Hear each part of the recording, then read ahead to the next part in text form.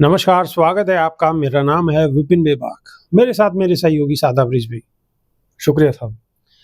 पहलगाम आतंकी हमले के बाद प्रधानमंत्री नरेंद्र मोदी ने गुरुवार को पहली बार मधुबनी में एक सभा को संबोधित किया। मधुबनी, बिहार। उन्होंने कई योजनाओं का शिलान्यास और उद्घाटन किया। इस मौके पर उन्होंने पहलगाम में हुई घटना में मारे गए लोगों को श्रद्धांजलि दी। बिहार की धरती से प्रधानमंत्री ने अपने भाषण के दौरान एक ऐसा ऐलान कर दिया कि आपका भी सीना चौड़ा हो जाएगा। मधुबनी में प्रधानमंत्री की बातों को सुनकर लोग मोदी मोदी मोदी का नारा लगाने लगे। दरअसल जम्मू कश्मीर में हुई घटना से एक तरफ जहां पूरा देश शोक में डूबा हुआ है, वहीं प्रधानमंत्री नरेंद्र मोदी भी मधुबनी में भावुक दिखे हैं। इस हमले को लेकर प्रधानमंत्री नरेंद्र मोदी ने बिहार की धरती से ऐलान करते हुए कहा कि पूरी दुनिया से कहता हूं, भारत आतंकवादी और समर्थकों की पहचान करेगा, पता लगाएगा और उन्हें सजा देगा। हम उन्हें धरती के अंतिम छोर तक खदेड़ेंगे।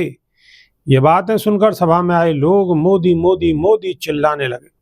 प्रधानमंत्री नरेंद्र मोदी ने कहा कि यह हमला निहत्थे पर्यटकों पर नहीं हुआ, देश के दुश्मनों ने भारत की आत्मा पर हमला करने का दुस्साहस किया है।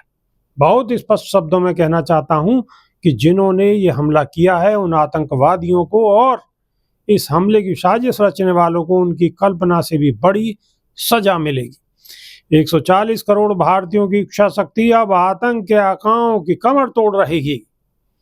मधुबनी में आयोजित कार्यक्रम को संबोधित करते हुए नरेंद्र मोदी ने कहा कि आज पंचायती राज दिवस के मौके पर पूरा देश मिथिला से जुड़ा है, बिहार से जुड़ा है। बिहार वो धरती है जहां से पूज्य बापू ने सत्याग्रह के मंत्र का विस्तार किया था।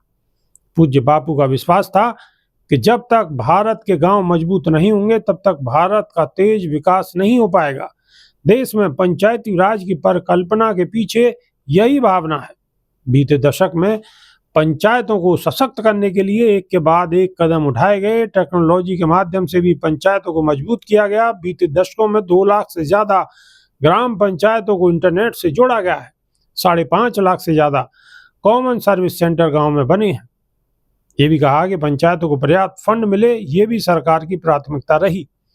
बीते 10 साल में 2 लाख करोड़ रुपए से ज्यादा का फंड पंचायतों को मिला है। ये सारा पैसा गांव के विकास में लगा है। स्वास्थ्य के क्षेत्र में बहुत बड़ा बदलाव आया है।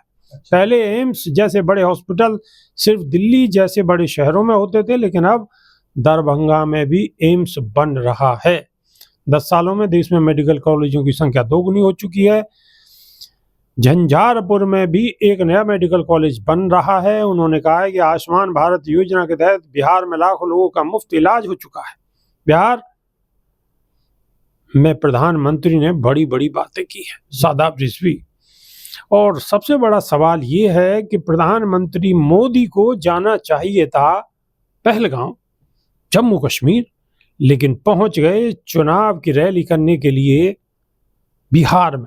जी। अब प्रधानमंत्री कितनी जिम्मेवारी बेहतर तरीके से निभा रहे हैं और वहां से जो फरमान वो दे रहे हैं, जो घोषणाएं कर रहे हैं और लोग मोदी मोदी कर रहे हैं, ये कहीं पहली जैसी जो बोल है प्रधानमंत्री मोदी के, कहीं ऐसा ही तो साबित ना हो जाए। देखिए, सबसे पहली बात तो यह है कि प्रधानमंत्री हमेशा से आपदा में अवसर तलाश करते हैं और जब भी कभी देश के ऊपर आपदा आती है वो उसे अवसर में बदल देते हैं। वो कहते भी हैं कि आपदा को अवसर में बदलना चाहिए। बिल्कुल। तो जो वो कहते हैं कि आपदा को अवसर में बदलना चाहिए, उन्होंने आपदा को अवसर में बदला है। आपदा हुई जम्मू कश्मीर में, अवसर मिला चुनाव है बिहार में। बिहार के अंदर जाकर कश्मीरियों को फायदा पहुंचाने की बात कर रहे हैं। दूसरी बात बेबाक जी, जब हमारे देश की संस्कृति है, हमारे देश की संस्कृति का हिस्सा है, हिंदू हो या मुस्लिम, सिख हो या ईसाई, जब कोई शहीद हो जाए, घर के अंदर कोई परिजन मर जाए, कोई और हो जाए, तो ऐसा काम, नया काम कोई नहीं करता। और कम से कम 13 दिन तो बिल्कुल नहीं करना चाहिए। कम से कम 12-13 दिन तक तो आपके धर्म में भी नहीं करते। जब तक 13वीं बीत जाती है उसके बाद कोई नया काम शुरू करते हैं। बीजेपी तो कट्टर हिंदू है। बिल्कुल। कट्टर हिंदू पार्टी का, कट्टर सनातनी का 13 दिन से पहले इस तरीके से नई योजनाओं का शिलान्यास करना, बिहार में जाकर चुनाव प्रचार करना, कहीं ना कहीं हिंदू धर्म और सनातन का अपमान है, घनघोर अपमान है। बिल्कुल, और मैं तो बचपन से देखता चला आया हूँ, क्योंकि मेरे तमाम संगी साथी हिंदू भाई रहे हैं और हमारी आस्था रही है हमेशा से सनातन धर्म में भी।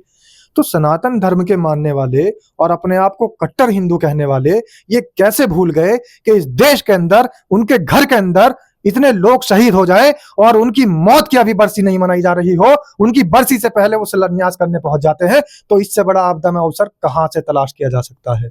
ये प्रधानमंत्री नरेंद्र मोदी जी को कहीं चुल्लू भर पानी में देखकर और ये सोचना चाहिए कि इसके अंदर मुझे अब क्या करना है। उस चुल्लू भर पानी में उनको क्या करना है समझ जाएं इशारा लोग, क्योंकि इस देश की संस्कृति, इस देश की परंपरा रही है कि अगर कहीं कोई ऐसे मौत हो जाए, किसी की मृत्यु हो जाए, तो वो कम से कम इतनी जल्दी नया काम तो शुरू नहीं करते, और वो भी ऐसे समय में जिस समय देश के अंदर इतनी बड़ी आतंकी गतिविधि नजर आई हो, इतना बड़ा आतंकवादी हमला हुआ हो, इस देश के पर्यटकों को शहीद कर दिया गया हो, और अभी तक ये भी नहीं पता लग रहा है इस देश की सरकार से कि आखिर उसके हमलावर कौन थे, वो आतंकवादी कौन थे जिन्होंने इतना बड़ा कुकृत्य किया है। लेकिन इन सबको छोड़ने के बाद, इस सारी जांच प्रक्रिया को छोड़ने के बाद प्रधानमंत्री को अगर कहीं नजर आ रहा है तो बिहार का चुनाव नजर आ रहा है। उनको जो वो बाहर बैठे हुए लोग रैली में नजर आ रहे हैं, वो वोट में कैसे कन्वर्ट हो जाए, बस सिर्फ ये जुगाड़ में वो लगे हुए हैं। और उन्होंने इस बारे में महारत हासिल कर रखी है कि आखिर ये जो सारे लोग हैं, ये जो जनता है, ये जो 140 करोड़ देशवासियों करके नारा लगाया जाता है, तो इन 140 करोड़ देशवासियों में से अगर 50-60 करोड़ को मैं वोट में कन्वर्ट भी कर लूं तो सरकार बदल जाएगी। इसमें वो महारत हासिल किए हुए हैं, और यही आपदा में अवसर तलाश करते हुए बिहार के अंदर उन्होंने गिनाया कि देखिए बिहार के अंदर एम्स बन रहा है। 11 साल में अभी तक एम्स तो बना ही नहीं, काम चल रहा है, पता नहीं कौन से टेन्योर में इनका एम्स पूरा होगा। आप देखिए ये जो दिल्ली के अंदर एम्स है, ऑल इंडिया मेडिकल इंस्टीट्यूट, आप यहाँ पर देखिए कि यहाँ सबसे ज्यादा लोग, जितने मरीज हैं वो बिहार के नजर आएंगे, और उनके रहने के लिए भी जगह नहीं है। वो तो भला हो पप्पू यादव जैसे लोगों का, बिहार के सांसद हैं, उन्होंने अपने घर को रेन बसेरा बना रखा है और बिहार से आए हुए तमाम लोगों को अपने घर में जगह दे रखी है। मोदी जी को एक बार वहां जाकर भी घूमना चाहिए कि बिहार का एम्स स्टार्ट नहीं हुआ तो बिहार के लोग इतने सारे दिल्ली आ रहे हैं, उनके रहने सहने का इंतजाम कहाँ है। दूसरी बात, जो फुट ओवर ब्रिज है, जो फुटपाथ है, आप निकलिएगा बेबाक जी उधर कभी तो आपको लगेगा कि कहीं ये भिखारियों की लाइन तो नहीं है, लेकिन नहीं, बिल्कुल सब लोग नीचे ही अपना बिस्तर डाल के वहीं पे जो है सोने की व्यवस्था है उन सब लोगों की। वो लोग भिखारी और नहीं है, वो बिल्कुल फकीर नहीं है मोदी जी की तरह, वो इलाज कराने के लिए आए हुए मरीज हैं। मोदी जी की तरह फकीर नहीं है कि झोला उठा के कहीं भी चल देंगे, वो झोला उठा के बेचारे वहां रुक जाते हैं जहां उनको आशियाना नजर आता है। हाँ, आशियाना नजर आता है, वही रुक जाते हैं। और एम्स में आपको अधिकतर देखने को मिलेगा कि जितने भी जो तीमारदार हैं वो सब नीचे जमीन पे अपना बिस्तर लगाए हुए वहीं पे डेरा डाले रहते हैं। उनकी मजबूरी है, वो जाएं तो जाएं कहाँ। दूसरी बात इन्होंने कही कि मेडिकल कॉलेज दे रहे हैं झंझारपुर के लिए। आप मुझे ये बता दीजिए कि जो मेडिकल के अंदर वहां पेपर लीक हो रहे थे, उन पेपर लीक को तो ये रोक नहीं पाए। जब मेडिकल कॉलेज के अंदर एंट्रेंस होगा और वहां पेपर लीक हो जाएगा तो फिर क्या होगा? फिर दोबारा से मेडिकल एंट्रेंस होगा। जब नीट के अंदर पेपर लीक हो जाता है, इंजीनियरिंग का पेपर लीक हो जाता है, अभ्यर्थी जो आवेदन करते हैं उनका पेपर लीक हो जाता है, तो फिर इस तरीके के मेडिकल कॉलेज देने का क्या फायदा? मेडिकल कॉलेज देने से पहले आप सुविधाएं तो मुहैया कराइए। तो ये सिर्फ लेकिन एक सवाल दर्शकों पे छोड़ देते हैं, दर्शक कमेंट के माध्यम से अपनी राय जरूर रखें। एक पार्टी बीजेपी, कट्टर हिंदू, कट्टर सनातनी पार्टी, और हमारे यशस्वी प्रधानमंत्री नरेंद्र दामोदर दास मोदी जी, उन सब के सबसे बड़े नेता, आप लगेगा इन्हें साथ में और जितने भी जम्मू कश्मीर की घटना में, पहलगाम की घटना में जो लोग शहीद हुए हैं, जो लोग घायल हुए हैं, और जो खास तौर से शहीद हुए हैं, उनकी 13वीं से पहले प्रधानमंत्री का मधुबनी में जाके बिहार के अंदर चुनाव प्रचार करना, वहां शिलान्यास करना, ये कितना सही है और कितना गलत है, ये राय दर्शकों पर छोड़ते हैं। और दर्शक कमेंट के माध्यम से अपनी राय जरूर रखें और हमें आपकी राय का इंतजार रहेगा। तो अभी के लिए सिर्फ इतना ही, नई वीडियो में फिर रूबरू होंगे। बहुत बहुत शुक्रिया, नमस्कार, धन्यवाद सर।